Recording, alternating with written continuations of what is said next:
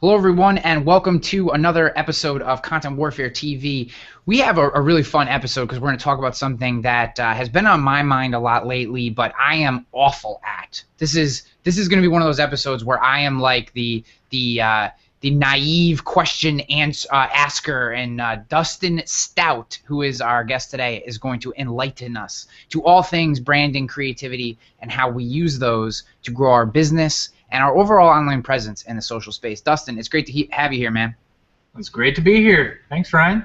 Yeah, so a lot of people probably don't realize this, but Dustin and I, having only spoken maybe once or twice in a hangout and never just one-on-one, and maybe a couple social interactions, decided to bunk together at Social Media Marketing World in the spring, and it ended up being a great experience. Got to know each other probably better than most Google Plusers get to know each other. Yeah, it was funny. It was a blast. Thanks for letting me bunk with you. I hope I didn't snore too loud. Oh no, it was a lot of fun, and in that event we got to meet a lot of good Google Plusers. So it's just a testament to taking this platform to the next level. But Dustin, before even with that experience that we got to share together, I want to know a little bit more about you and your backstory, right? Like, so take us to. I know that you just recently became your own business per se, and I know you're still kind of massaging out exactly what that's going to look like,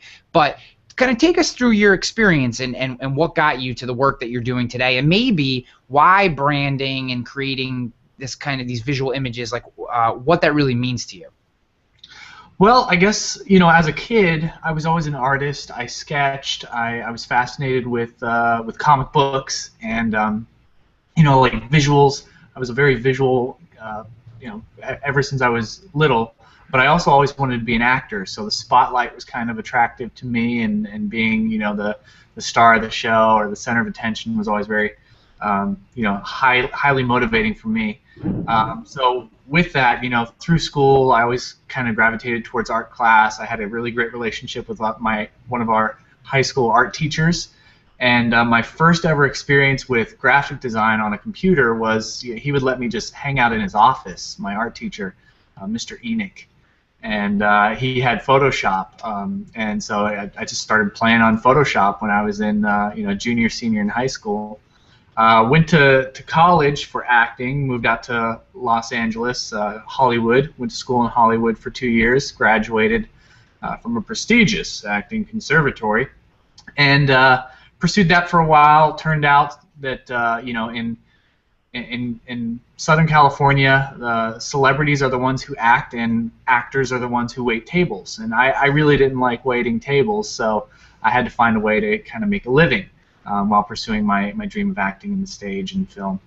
So realized I had some skills, some visual skills, went to work for my church doing youth ministry, and realized that all the graphics for the church needed some help.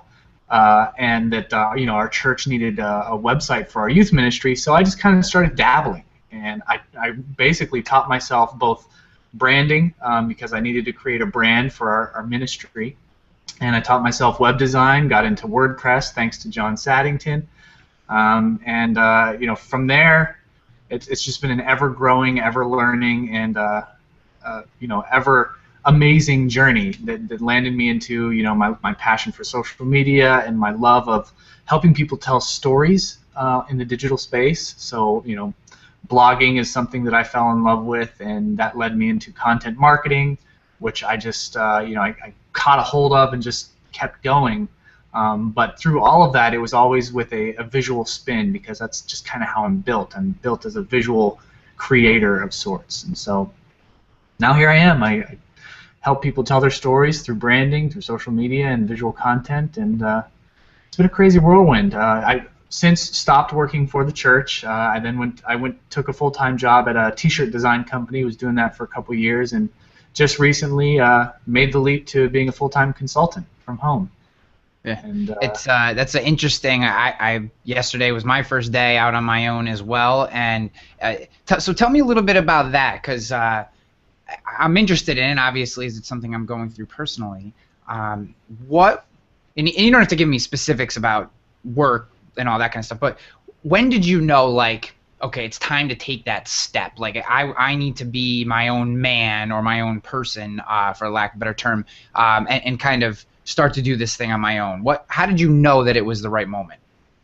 Well, the itch was with me a long time. I've been sort of entrepreneurial for years now, even before I took the job at the t-shirt design place. And I've always been creating products, and my blog was somewhat successful, and I was somewhat successful in getting freelance clients for a very long time. For I think 5 years now, I've been freelancing, doing web design and blog design and branding work, and so it just kind of slowly built over time. But it wasn't until Steady Demand, my good friend Ben Fisher, who is in the audience right now, Do the Dustin. I don't know which Do the Dustin he's referring to.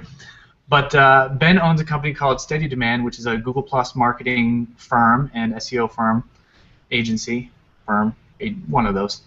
And Steady Demand basically, said that they'd love me to be one of their consultants for their clients, and so I came on as one of their consultants, and that was more than enough for me to make the leap into working full time from home. So that was really the catalyst to finally leaving the 9-to-5 and saying, okay, I can do this full time from home now and actually pursue my entrepreneurial ventures, dig in more, and serve more people that way. Yeah, it's I think that what just from the few minutes that we've been talking so far is through your journey, it's obvious to see in the visuals that you create that you love creating them, right? And I think that's something that you see in a lot of people's work. We do a lot of different things, but the thing that we love doing, it is obvious in that thing that we love doing it. So what attracted you to visuals? Because you mentioned that a couple times. Why visuals? And I know like I said, I know you write and you do these videos and all that kind of stuff. But it seems like in your visual work, that's really what gets you going. So what is it about the visual side that really catches your heart so much? Well, I think it's just I have a proclivity for visuals. So I have a love for visuals that's just kind of built into me. That's my gift, and that's kind of my that's what I'm drawn to. So when I see a photographer like Trey Radcliffe or Thomas Hawk or any of the other amazing photographers here on Google Plus, when I see them share their visual art, I mean, I'm just in awe. Like I just sit there and I'm like, oh wow. It puts me in a state of awe and appreciation, not just for the artist, but for the world around me. And the ability for me to translate that in my own way is something that I'm just compelled to do. Like I just have to do it. It's a way of expression and communicating both my passion and my thoughts. And it's something that comes natural to me. And it's one of those things that it's just it's a physical and emotional and mental compulsion that I just have to do. Cool. So let's talk about how that translates into business. Okay, so this is really we've got through some of the fluff content. Let's get down to the meat and potatoes, right? So I want to talk about branding. So let's start with the definition of this term. Like when someone says, Dustin, I feel like I don't have a brand, or my brand isn't really representative of my business, or I read on an article sometime I have to brand, can you help me? What does that mean? Like, what is branding to a business, and why do we care? Yeah, for me, branding is just knowing what your story is. That's as basic as it is. A lot of people associate branding with visuals, with a logo, with a name, and I don't start with any of that. I mean, all of that can completely disappear until you really lock in what your goal is, what your objective is, and the story you're trying to tell through it. I did a poster a little while back that said, branding is how you tell your story, marketing is compelling people to take part.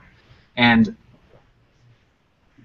for me, the whole branding process is just exactly that. What story are we trying to tell? Or what problem are we trying to solve? And then, from there you decide, what's the way that we tell our story? What's the language that we use? What are the what's the verbiage that the messaging that we want to put forward? What's going to reach out and grab our audience by the feelers? What's going to get them and hook them in and be able to relate to that audience? So it starts with story and then audience, and then from there you start to decide on visuals. What colors kind of define our brand? What shapes come to mind? What what are the things that we visually want to be the visual triggers for our audience to recognize us? And then we kind of go from there. It seems like a lot of people miss this step, right? I know that in building my own personal brand, I can't even say that I have 100% grip. I mean, today I probably do, but maybe even 6 months ago I didn't really have my hands around this, and I've been creating content online for 5+ years now. So it feels to me like people miss this step. If you're going to be creating a business, should you focus on this? I mean, I think a lot of people skip it because they feel like it's not necessary. So, and it's the hardest part, because it forces you to narrow down your target. And a lot of businesses, a lot of entrepreneurs, they want to appeal to the widest marketplace. One of the biggest objections that I get when I sit down with a customer and I say, or a client, and say, okay, who's your target, or what's your target, or what's your goal? They can't tell me.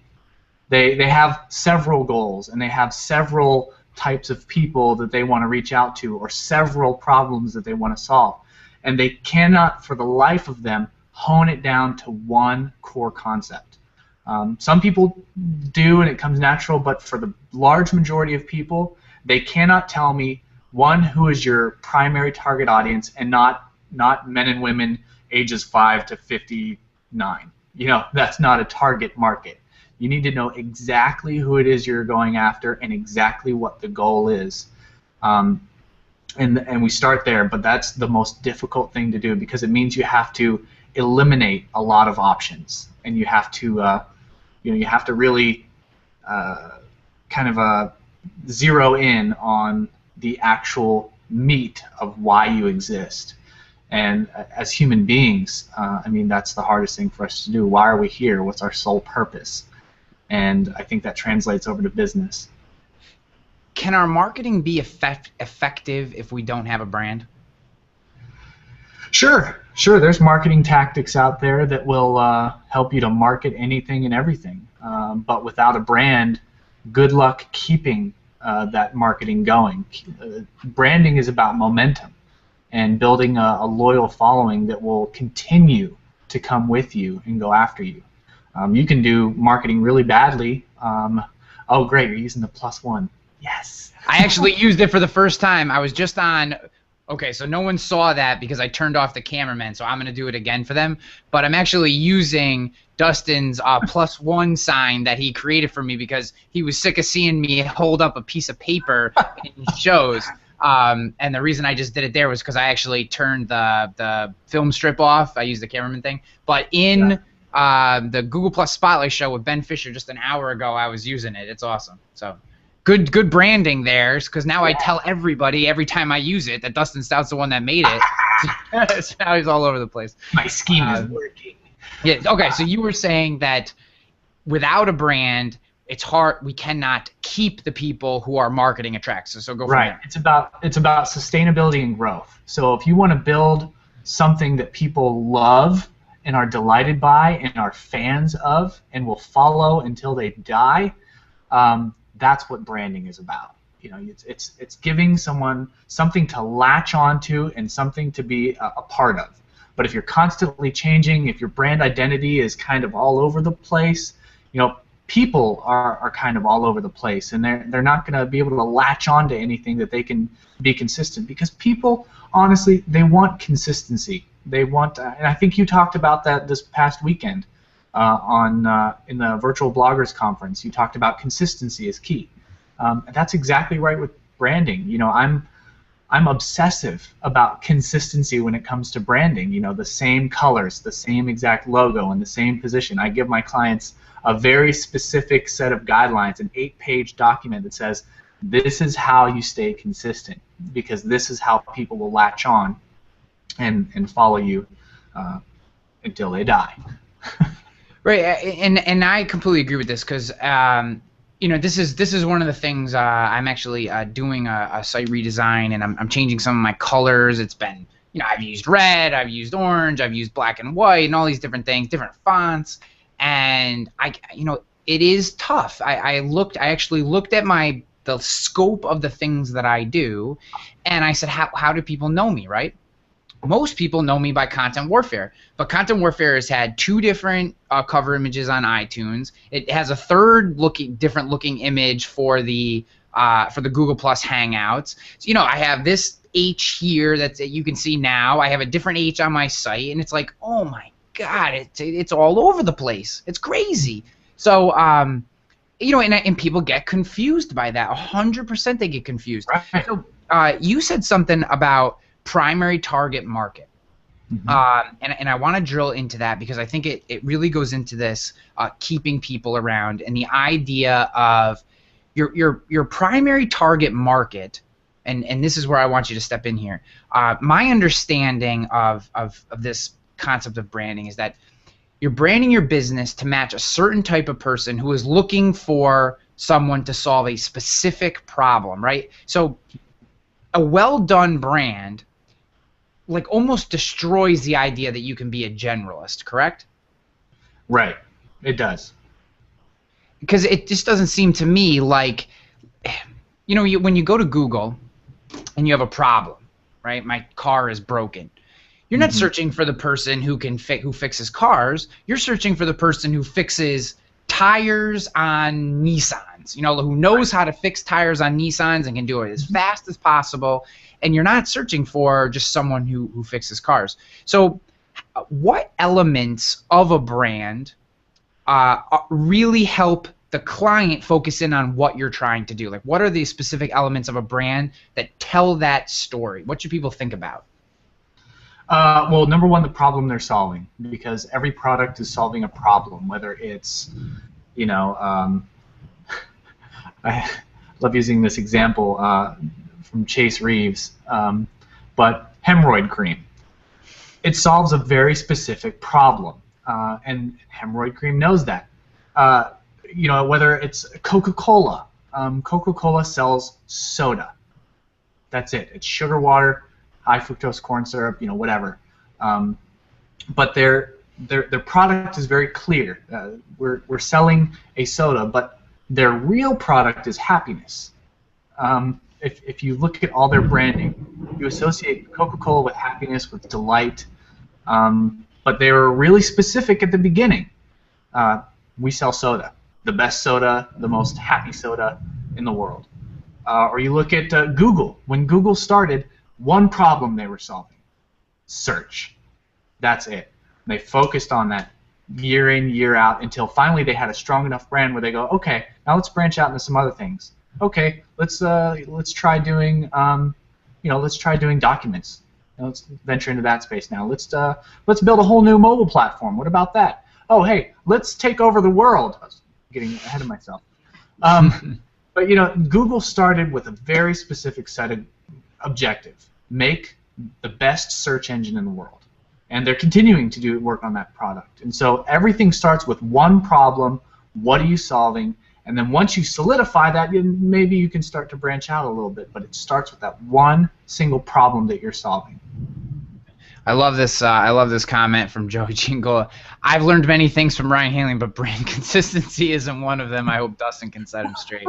That's really good stuff. And then and then this is a question that, or this is a statement from Wade Harmon, which I actually want to build off. He says, once I started using the same colors and same logo on all my stuff, I started seeing more results on social and on my site. Seems like it makes people more reassured in you that you can appear stable. So where I want to go from this and what I want to hear from you is what is it about a brand that does reassure people, that does provide them with a sense of security in you? What are some of the things, like, does your logo have to match your site, match your Facebook? Like, how do these things start to work together?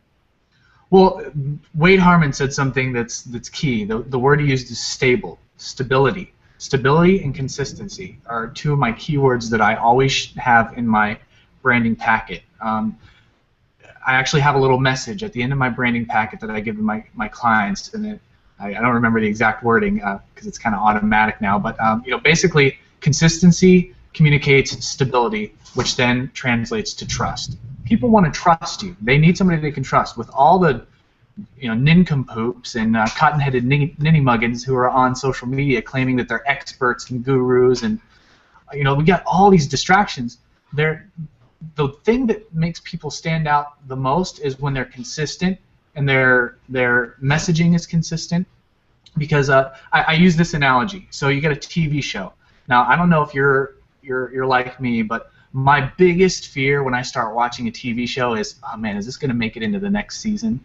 Are they going to like cancel it after the first season? I'm going to be like all invested and like I'm going to be super interested in the characters. Are they going to leave me hanging at season 1 and then there's going to be no season 2? Like what a depressing letdown that is.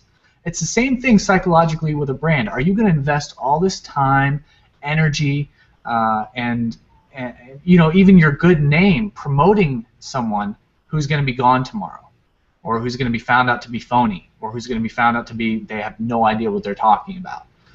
So people need that trust, and branding and consistency, stability is what builds that trust and grows the fact that you're here to stay. You're stable. You're not going to change with the wind, and people will latch onto that, and they'll be able to get behind it confidently.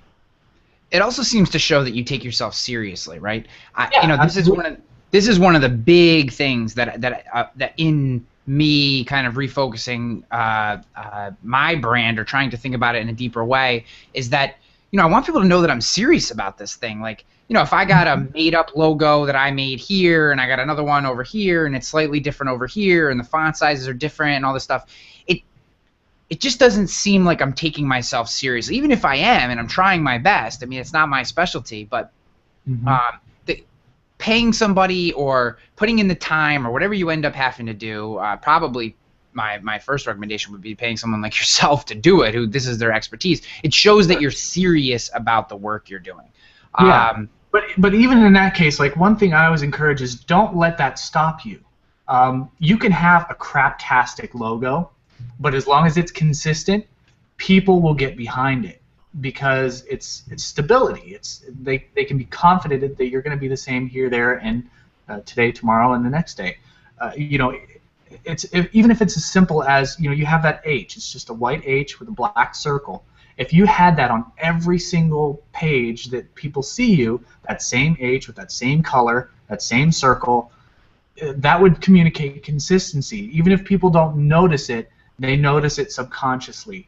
It's one of those psychological triggers that that some people are aware of, some people are not. I'm highly aware of it, obviously, and I try to help people become aware of the consistency factor, which is why I'm such a Nazi about social media icons being updated and accurate.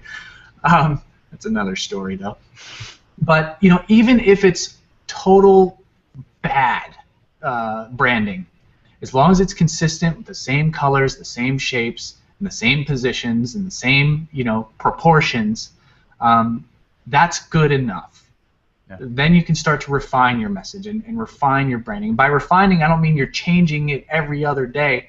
It means you're locking in and you're figuring out how to make it translate better. If it's taking out a word here or replacing this word with that word here, you can always refine it, but start with something and decide that you're going to be consistent with it over time. Yeah, I think that that leads into a question here I have from Melanie perfectly, and that's perhaps entrepreneurs are still sampling the waters. They really don't know what direction they want to go. It's like being in a candy shop and telling the kid to hurry up and pick one. So what advice would you give to Melanie, who brings up a really good point? You're just starting out, right? You have 1,000 ideas and a lot of enthusiasm. How do you set a brand to that? Well, it's tough, and again, it's the hardest thing with entrepreneurs is to focus and say, this is what I'm going to go after, and this is who I'm going to go after, this is who I'm going to serve. So I would, one thing I do myself is I look ahead in my life and say, if I look back, what's the one thing I would regret not doing? That's one way. That doesn't work for some people, so a lot of times I'll say, which one excuse my language, which one pisses you off the most?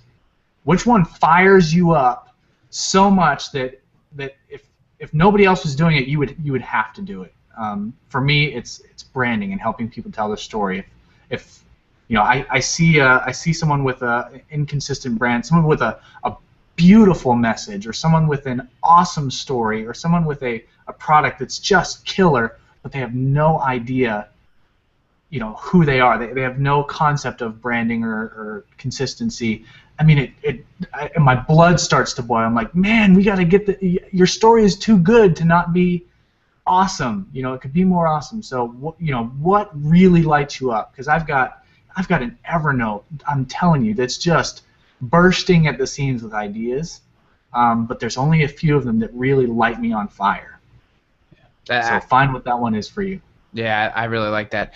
Just a note, if it sounds like a cannon goes off in my side of the show, that's because a thunderstorm decided to park itself right over the top of my building in Albany. And the other thing I wanted to note while we're on notes here in the middle of the show is that pisses you off is not even close to the worst thing that has ever been said on this. So I appreciate you warning everyone that was coming, but then when you said that term, I said, wow, that's way under the radar for well, I'm rather conservative in my own speech, but not that we condone cursing here, but and we just got an emergency flash flood warning, so hopefully I'm on the second floor, so I should be okay. So Alexandra asks another really good question. We're going to keep pulling them out because that way I don't have to work as hard. So what about rebranding? When does that become a good idea, and when is it just being inconsistent? So I think that's perfectly timed here. Well, I mean, rebranding is something that I do a lot for people. I'd probably say 50% of my clients are coming to me to help them rebrand. And timing on that is, it's really dependent on your audience and how long you've been a brand, so to speak, or your previous brand image, how long that's been around. I would say if you're 3 months in and thinking of rebranding, then you might want to wait a little longer just to test the waters. Because really, again, you can have the greatest logo in the world, you can have the worst logo in the world, but if it's not translating to your audience, if it's not serving your audience, or it's not serving your actual story, then you need to rebrand immediately, because it's all about serving your audience and communicating your story. So yeah, I always ask, why do you feel like you need to rebrand? Is it something you don't like the current branding, or is it something that your customers or your clients are complaining about, or are your coworkers giving you flack about it?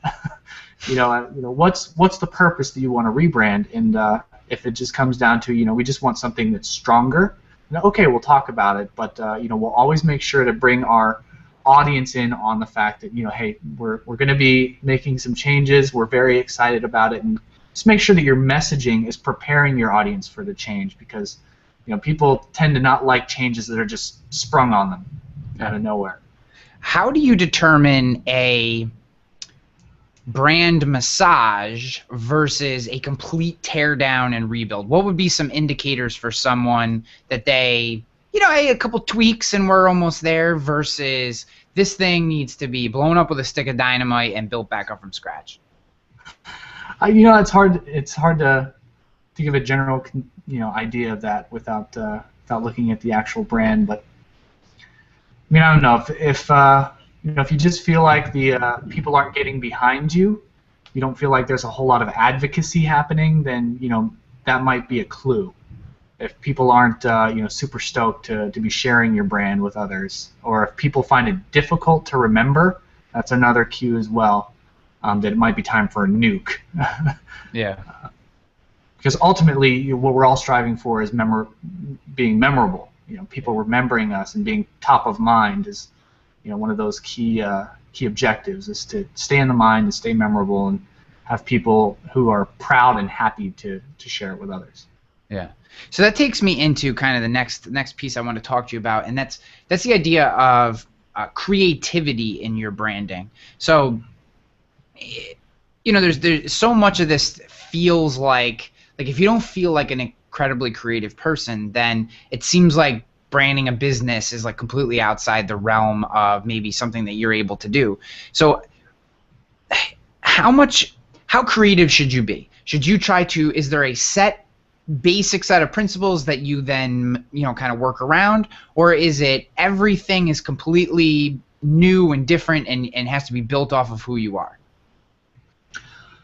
Well, again, I think that's a case-by-case basis too, because some audiences are not inclined or drawn to something that's a little bit more outside the box creativity. For instance, a financial institution.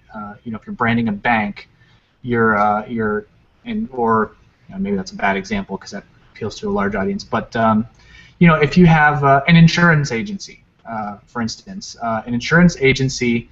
Their primary targets are more in the adult range, wouldn't you say?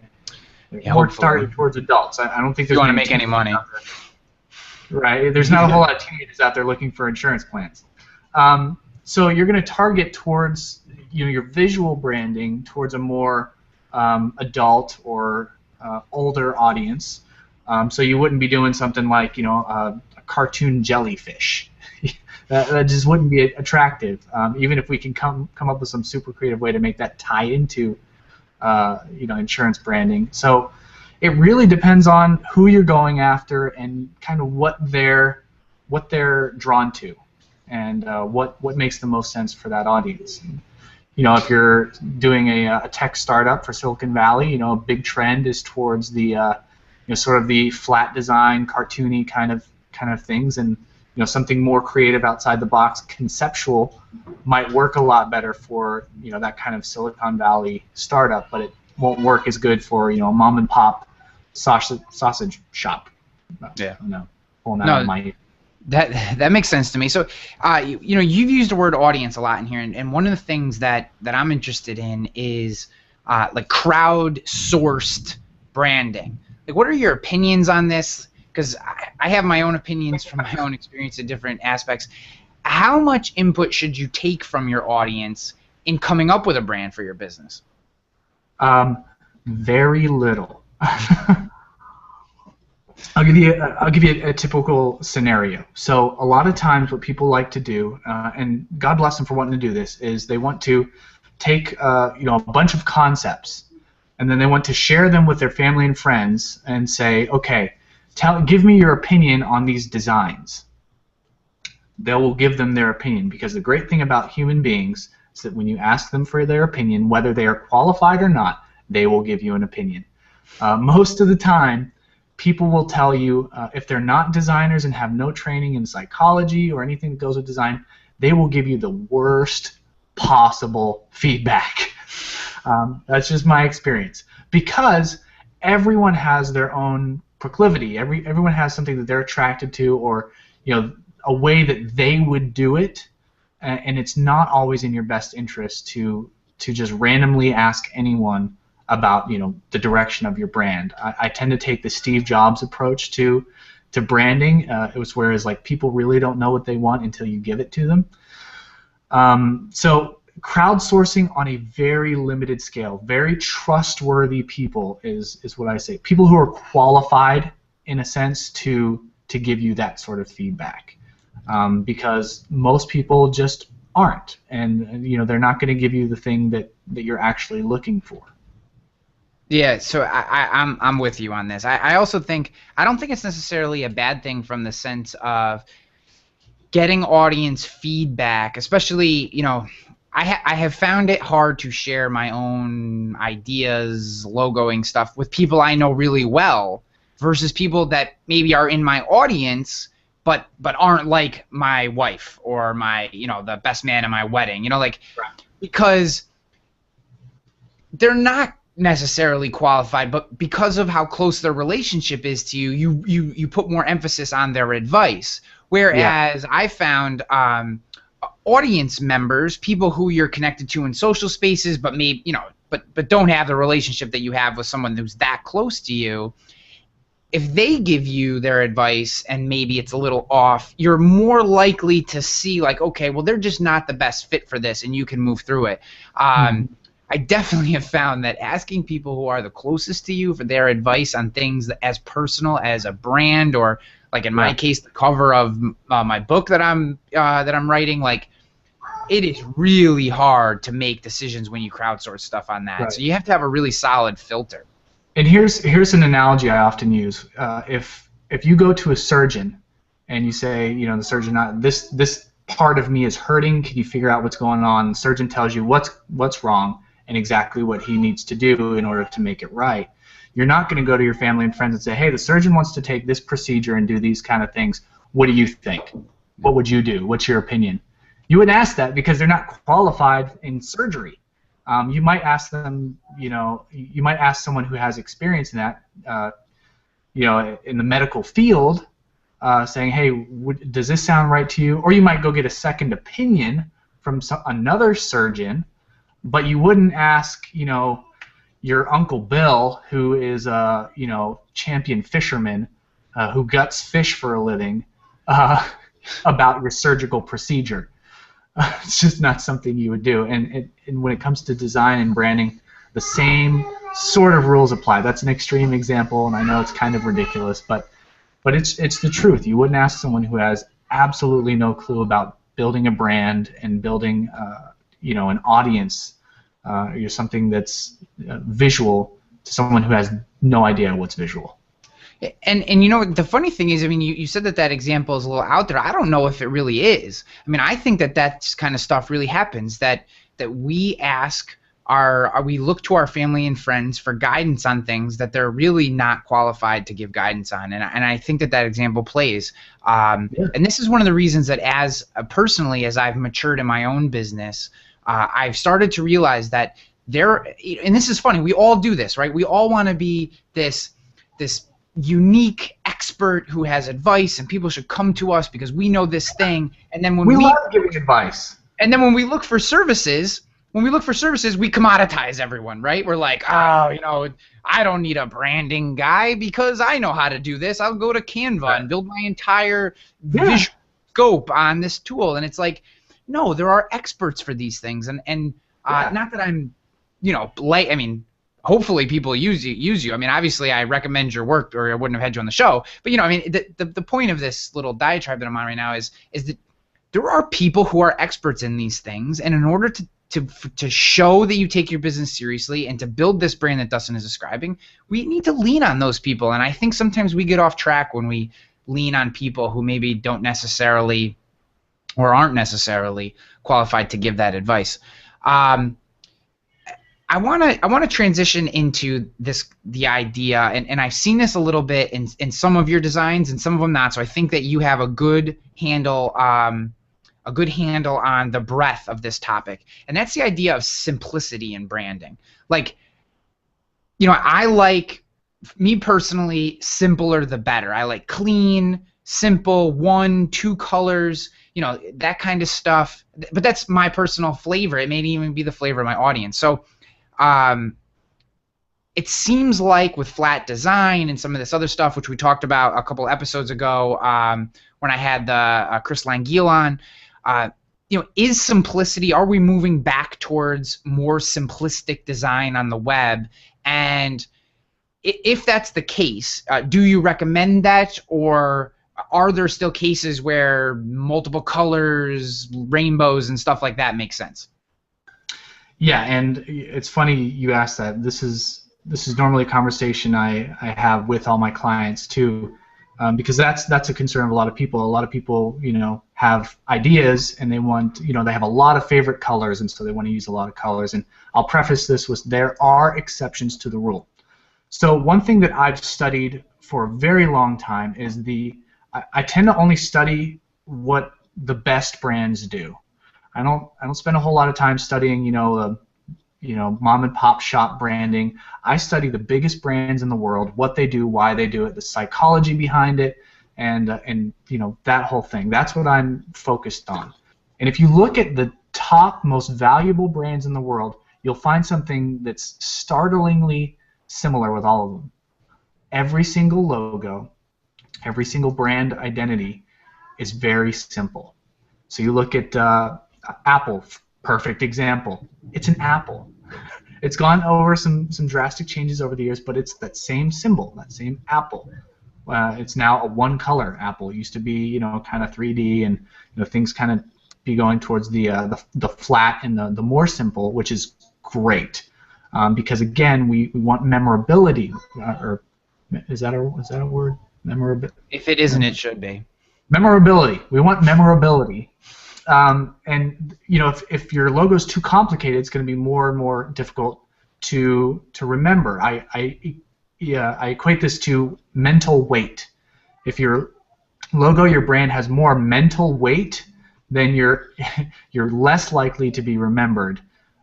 So you look at you know, another great brand identity is Twitter. Look at Twitter's done in the past few years. They've moved everything to not being their name, but just the symbol. You look at BMW, same logo, same symbol over time, very symbolic. It's got a few elements in it. Budweiser, one word. Coca-Cola, one word. Pepsi, one word and a symbol. You look at Google, they're one of the exceptions. They have 4 different colors in their logo. But again, it's one word. You look at Microsoft, one word, a symbol. You look at Sony, one word, usually one color. So you look at the most powerful, memorable, and most loved brands in the world, you'll find that they are all as simple as possible so that the message is memorable and that the brand, you know, continues to be consistent and continues to be easily to recognize. How do you match visual branding with messaging? Ooh, that's a curveball. You know, it depends. No, it doesn't depend. No, it's I think that's the conversation that starts with story. So really, your messaging dictates your brand logo and your identity. You know, you start with how are we going to communicate our message in the simplest form possible, simplest, most effective way possible, and then everything kind of evolves from there. You know, when I start with my clients, I start with what's the story, what's the one message we're trying to get across, and that guides me in creating the brand identity instead of the other way around. So it all starts with the messaging. And how do you dig the story out? Because you mentioned that a couple of times, and I love it. I mean, I know that you do this. So, you know, how do you dig that story out? What are some questions that people can ask themselves? So if they're sitting there and they say, you know, I'm not sure that I need a branding expert, but this story thing, like, what are some questions that people can ask themselves to start to dig that story out? Because I found that in most of the clients that I work with, they don't even know what their story is. Like they themselves, even though they're living it every day, have a hard time figuring out what their story is. Yeah, and again, that's the most difficult part. So I actually have a series. Gosh, I can't even remember how many questions I have. And like I usually take a client, I just keep digging and digging and digging and asking, and I'll go through as many of these questions as possible. But you start with the easy question: what's the problem you're solving? So start there. What problem are you solving? Next question I would ask is, you know, what is the passion? You know, if we were to state, what is our passion? You know, or your mission statement. What's your mission statement? You know, start with something like that. What's your vision statement? You know, what's the end goal of this? You know, or you can take it from an audience perspective. Who are we helping? Who are we for? Who is our hero? Because you know, that's a whole nother story altogether. But in our story of our brand, we should not be the hero. The customer, the client, should be the hero in the story. So who is the hero? Describe them. Describe the issues they face. Put yourself in their shoes. You know, make it all about them and getting at the heart of what you're accomplishing. It all goes back to the goals. All goes back to, you know, why are we here? What are we doing? And really hone it down to one message.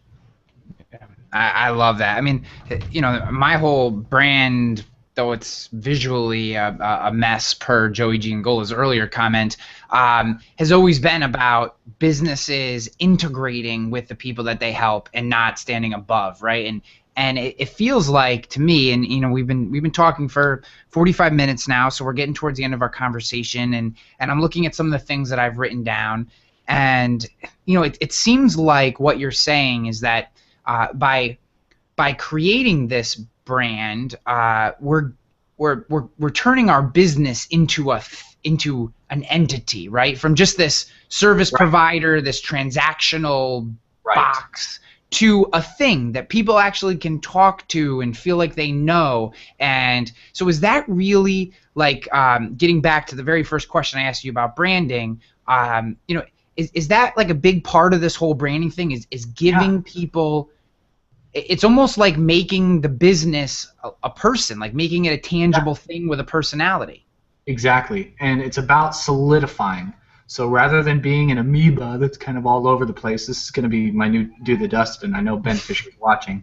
Rather than being this kind of, you know, squishy, all over the place, not too clear, concise amoeba, we're bringing it all in. We're solidifying exactly who we are and what we're out to do, and that is the brand. That's the thing that empowers people. And I always use superheroes in a lot of my branding analogies, because superheroes are the best brands in the world. I mean, you look at Superman, recognizable. It's a symbol that people can rally behind and be empowered by. Batman, my favorite superhero. He's a symbol. You know, even in the first movie, Christian Bale says, I think it's Christian Bale, or maybe it's Liam Neeson, which makes it even cooler. Liam Neeson said, "You have to become." No, it was Christian Bale. Sorry. He says, "I have to become something more than a man. I have to become a symbol." Well, that's what a business needs to be. That's what a brand is. A brand is more than a person. It's more than an idea. It's a symbol for something. And people can get behind symbols, and symbols can empower people to be more. And so, what you were a superhero, what would you be? What would that symbol be? Yeah, I love that. I mean, it's funny that as soon as you said it, I 100% agreed with it, but I had never thought about it in that way. You know, and you know, that's an amazing example from Batman, and now you got my brain turning, and I'm thinking about. Here's another funny thing. This is completely off topic. It's funny that you said the first one, and you referenced Christian Bale's version of Batman, and not all those other travesties that not were the Michael Keaton or the ones Michael before Keaton that. wasn't terrible. The first one wasn't terrible, but everyone. I loved Keaton. I love Keaton. They just whatever. Okay, so we'll move on. But you know, the example that I was thinking of was the most recent Superman movie, when she says, "What's with the S on your chest?" and he said, "It's not an S. It's for hope." Right. And that was one of the most brilliant lines. Right? In my planet, it stands for hope. So I love that too. So what a great example. If you were a superhero, geez. So anyone who's a consultant out there is like scribbling this down really quickly. Like, I need to get this in my questions that I ask you. What superhero would you be? And there's so much you can learn from superheroes too. I mean, go to Superman. 2 primary colors, 1 highlight color. Red, blue, yellow. Batman, black, gray, yellow. You look at the Hulk, purple and green. You look at Cyclops in the traditional X-Men, blue, yellow, red, highlight color. You know, they have 2 primary colors and usually a highlight color. So that's a clue. That's a very big clue. Yeah. So we're getting towards the end of the show here. Oh, and another off-topic thing. They also wear the same thing all the time. Hence why you always see me with a red V-neck. Yes. Which I think has your name on it, or your brand name on it someplace, right? This one does. It's a little below. Yeah. That's friggin' genius. That's for the people who are listening to the podcast later. Dustin actually has his name and his logo on the shirt that he is wearing in the Hangout episode. Just so you know how dedicated he is to branding. Got a closet full of them. That just went on my to-do list. Unfortunately, you can't buy it on Moo, so I don't know how I'm gonna get it done. But there's ways. We'll talk. Yeah. So I need a consistent brand and logo first, which is another reason I had Dustin on. So I want to finish our conversation with something that Lisa Engels actually just dropped in, and I think it's kind of the perfect capstone to our conversation, and she says, my experience is that to build a brand takes a commitment to the fact that it's an ongoing process. Figuring out what your ideal client wants, needs, and desires takes work. As a business owner, you have to be willing to take that time, and I cannot agree with her more. Lisa, thank you. Yes, you just put the capstone on the show. I say this all the time when it comes to content marketing. Content marketing works every time. It's just work. The same thing goes with branding, right? A great brand works for your business. It helps you grow, but it's an incredible amount of work. Dustin, this has been a fantastic conversation. I have, as always, a page full of notes ready to rock here. Let people know where they can get at you. Well, obviously here on Google+, plus Dustin W Stout on Google+, and really my blog is kind of my hub. It's been I've been kind of behind the scenes preparing some big moves for a new YouTube channel and a new show coming up very, very soon. Some really big things and exciting things going on. But my blog is my primary outlet of my best stuff. So go to Dustin.tv. It's no I, DUSTN.tv. Sign up for the insiders list because they get the best of the best, and you can respond to every email newsletter that I send out. I respond. You can hit the reply button, and I respond to every single one of those. So. And I can attest to that. I have been a subscriber to the insiders list for a while, and I have hit reply. And Dustin was kind enough to respond to me, although my question was silly. I will have everything that we talked about here and links to get at Dustin if you can't remember his URL at ryanhanley.com/show89. That's ryanhanley.com/show89. And if you can't remember what Dustin's URL, you can get at it there as well. Dustin, it has been such a pleasure, man. Great conversation. I'm glad that we could take a lot of the things that we talked about in person first and bring them onto this platform and share them with everybody here on the Plus, which I know both of us love so much. Absolutely. All right, we're going to get out.